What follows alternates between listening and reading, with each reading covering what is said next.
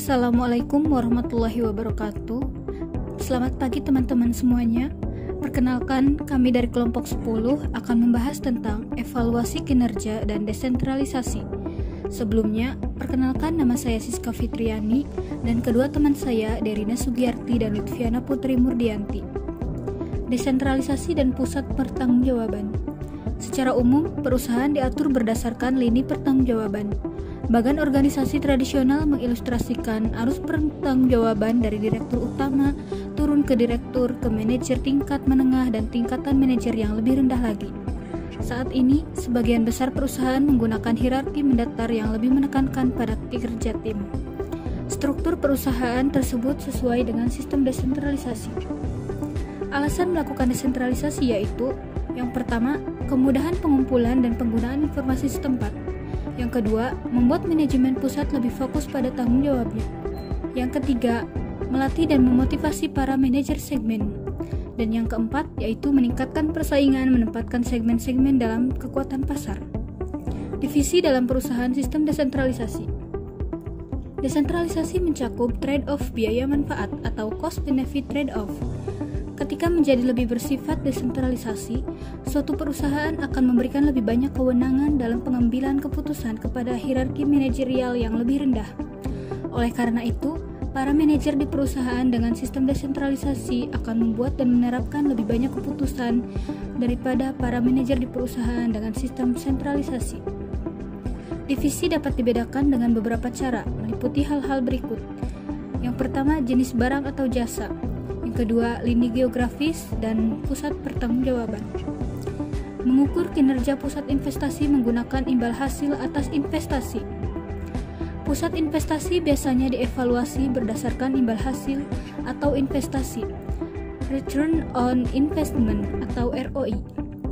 Ukuran-ukuran lain yang biasa digunakan meliputi laba residu, Residual Income, dan Economic Value Added, IFA. Imbal hasil atau atas investasi. Salah satu cara untuk mengawetkan laba operasi dengan aset yang digunakan adalah dengan menghitung imbal hasil investasi yang merupakan laba yang diperoleh dari setiap dolar investasi. ROI adalah ukuran kinerja yang paling umum digunakan dalam pusat investasi dengan rumus sebagai berikut. ROI sama dengan laba operasi dibagi aset operasi rata-rata. Selanjutnya yaitu margin dan perputaran. Cara kedua yang dapat digunakan untuk menghitung ROI yaitu dengan memisahkan rumus laba operasi dibagi aset operasi rata-rata menjadi margin dan perputaran. Margin perputaran rumusnya yaitu ROI laba operasi dibagi penjualan kali penjualan dibagi aset operasi rata-rata. Menghitung aset operasi rata-rata, margin perputaran, dan imbal hasil atas investasi.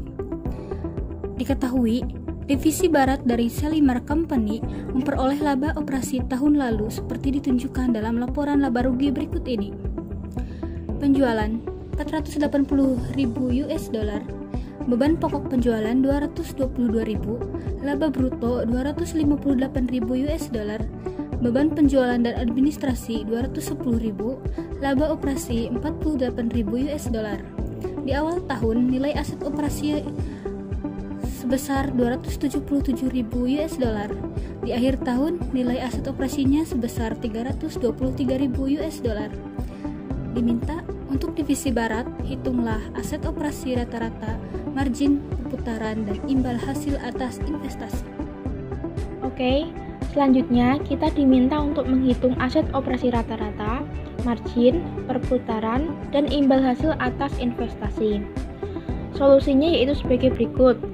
Aset operasi rata-rata dapat dihitung dengan rumus aset awal ditambah dengan aset akhir dibagi dengan 2. Di sini kita menghasilkan 300.000 US dollar. Selanjutnya ada margin.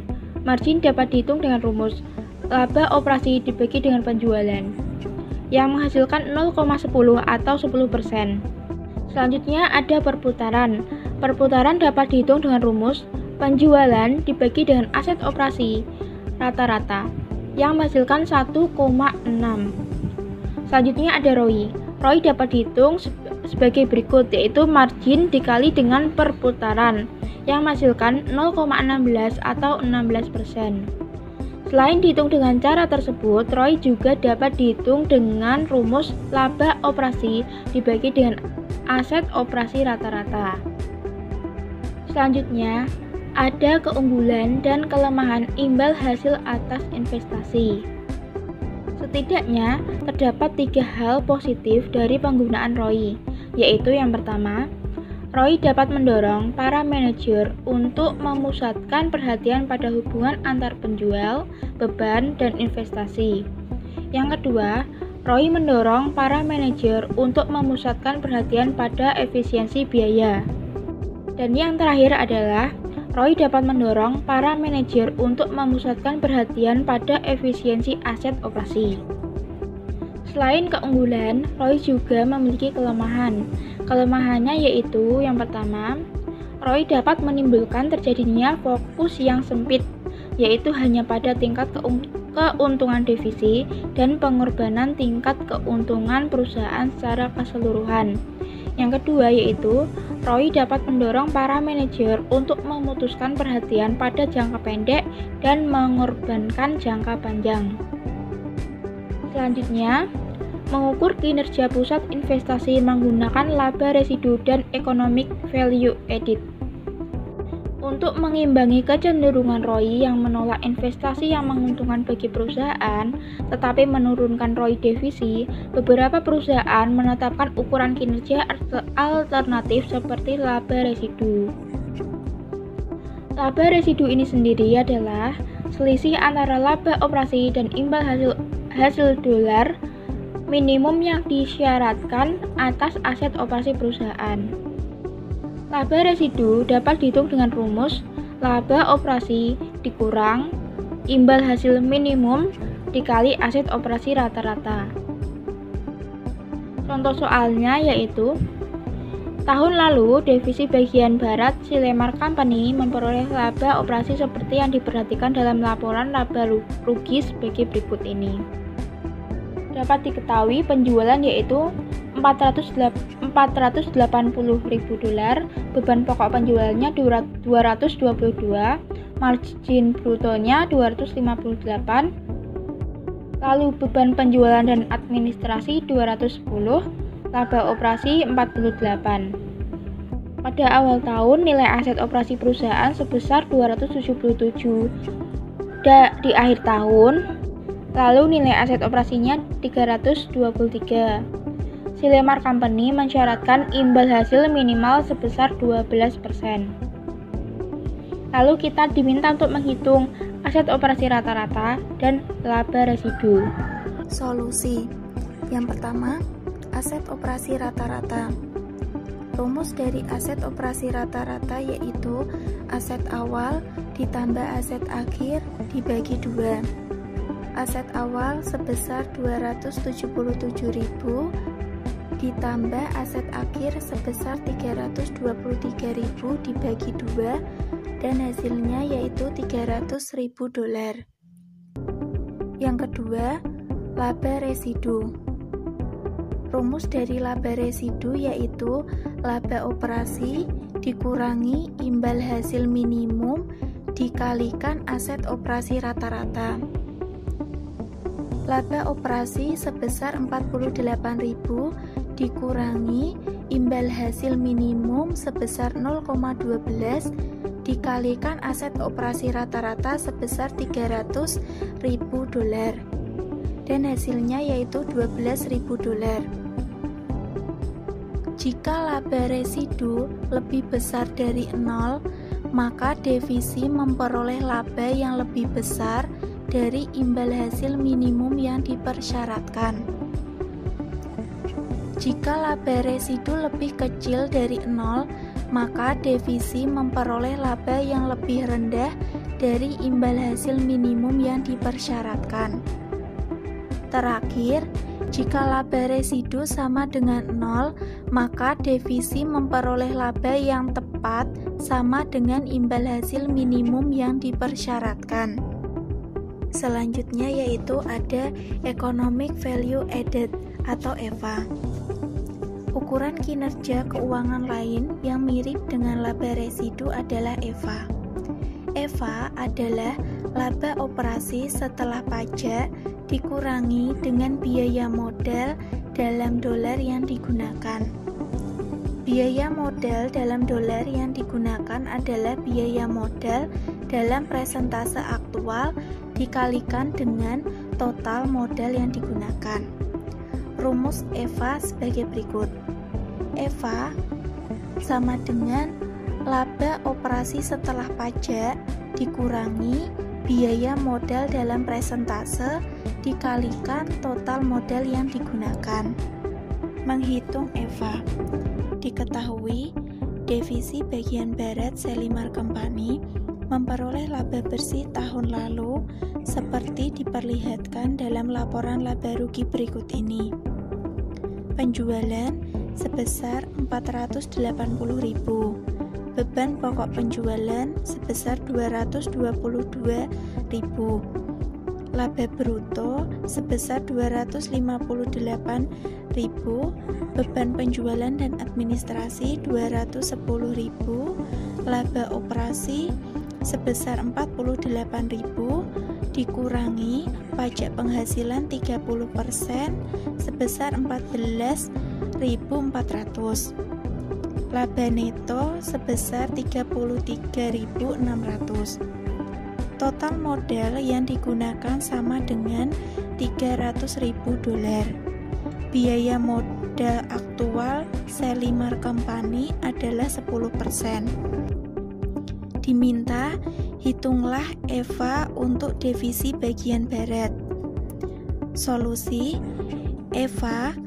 Rumus dari EVA yaitu laba operasi setelah pajak dikurangi biaya modal aktual dalam presentase dikalikan total modal yang digunakan. Dari data di atas diketahui bahwa laba operasi setelah pajak sebesar 33.600 dikurangi biaya modal aktual dalam presentase sebesar 10% dikalikan total modal yang digunakan sebesar $300.000. EVA untuk divisi bagian barat yaitu sebesar $3.600. Pada dasarnya, EVA adalah laba residu dengan imbal hasil minimum sama dengan biaya modal aktual untuk perusahaan. Jika EVA positif, maka perusahaan telah meningkatkan kekayaan selama periode tersebut. Jika EVA negatif, maka kekayaan perusahaan telah berkurang selama periode tersebut. Selanjutnya, penetapan harga transfer. Di berbagai perusahaan dengan sistem desentralisasi, output dari suatu divisi akan digunakan sebagai input oleh divisi yang lain. Harga transfer adalah harga sebuah komponen yang dibebankan oleh divisi penjualan kepada divisi pembeli dari perusahaan yang sama. Penetapan harga transfer adalah permasalahan yang rumit dan memiliki dampak terhadap divisi dan perusahaan secara keseluruhan. Pengaruh penetapan harga transfer terhadap divisi-divisi dan perusahaan secara keseluruhan. Saat salah satu divisi perusahaan menjual ke divisi lain, kedua divisi serta perusahaan secara keseluruhan akan mendapatkan pengaruh. Harga yang ditetapkan atas barang yang ditransfer mempengaruhi yang pertama, biaya divisi pembeli, kedua, pendapatan divisi penjual. Oleh karena itu, keuntungan dari kedua divisi, juga evaluasi dan kompensasi manajer kedua divisi dipengaruhi oleh harga transfer. Oleh karena ukuran kinerja berdasarkan keuntungan dari kedua divisi tersebut terpengaruh, misalnya ROI dan laba residu. Penetapan harga transfer sering menjadi masalah yang emosional. Selanjutnya, kebijakan penetapan harga transfer. Perusahaan dengan sistem desentralisasi memperkenalkan lebih banyak kewenangan pengambilan keputusan pada tingkat manajemen yang lebih rendah. Perusahaan dengan sistem desentralisasi menjadi tidak produktif jika harus memutuskan harga transfer aktual di antara dua divisi. Oleh karena itu, manajemen puncak biasanya menetapkan kebijakan penetapan harga transfer. Tetapi, divisi-divisi masih bisa atau masih dapat memutuskan apakah akan melakukan transfer ke divisi lain atau tidak. Berikut ini beberapa kebijakan penetapan harga transfer yang digunakan dalam praktik. Yang pertama, harga pasar. Jika terdapat pasar di luar perusahaan yang kompetitif untuk produk yang ditransfer, maka harga transfer terbaik adalah harga pasar. Dalam contoh ini, tindakan manajer divisi secara simultan akan mengoptimalkan keuntungan divisi sekaligus keuntungan perusahaan. Kedua, harga transfer berdasarkan biaya. Harga transfer berdasarkan biaya seringkali di luar perusahaan tidak ada harga pasar yang sesuai. Tidak adanya harga pasar dapat terjadi karena produk yang ditransfer menggunakan rancangan yang telah dipatenkan yang dimiliki oleh perusahaan induk. Yang ketiga, harga transfer negosiasi. Harga transfer negosiasi, manajemen puncak memberikan kesempatan kepada divisi penjual dan divisi pembeli untuk melakukan negosiasi harga transfer.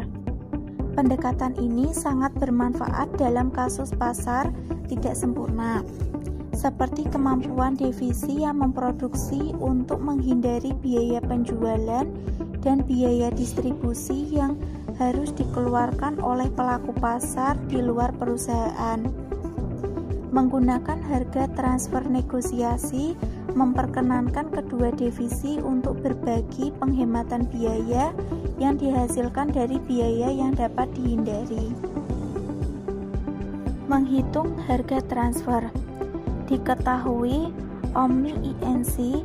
memiliki sejumlah divisi termasuk divisi Alpha yang memproduksi papan sirkuit dan divisi Delta yang memproduksi penyejuk dan penghangat udara. Divisi Alpha memproduksi model CP117 yang dapat digunakan oleh divisi Delta dalam produksi termostat yang mengatur sistem penghangat dan penyejuk udara. Harga pasar CP117 adalah $14 dan biaya penuh dari papan sirkuit adalah $9. Diminta 1. Jika Omni memiliki kebijakan penetapan harga transfer yang mensyaratkan biaya penuh, berapa harga transfernya? Apakah divisi Alpha dan Delta akan lebih memilih untuk mentransfer pada harga transfer tersebut? 2. Jika Omni memiliki kebijakan penetapan harga transfer yang mensyaratkan harga pasar, berapa harga transfernya? Apakah divisi Alpha dan Delta akan memilih untuk mentransfer pada harga transfer tersebut? 3. Asumsikan Omni memberikan kesempatan penetapan harga transfer negosiasi dan divisi Alpha dapat menghindari beban penjualan sebesar $3 dengan menjual ke divisi Delta. Divisi manakah yang akan menetapkan harga transfer minimum dan berapakah harga transfer minimumnya? Divisi manakah yang akan menetapkan harga transfer maksimum dan berapakah harga transfer maksimumnya? Apakah divisi Alpha dan Delta akan lebih memilih untuk mentransfer pada kisaran harga tawar-menawar tersebut?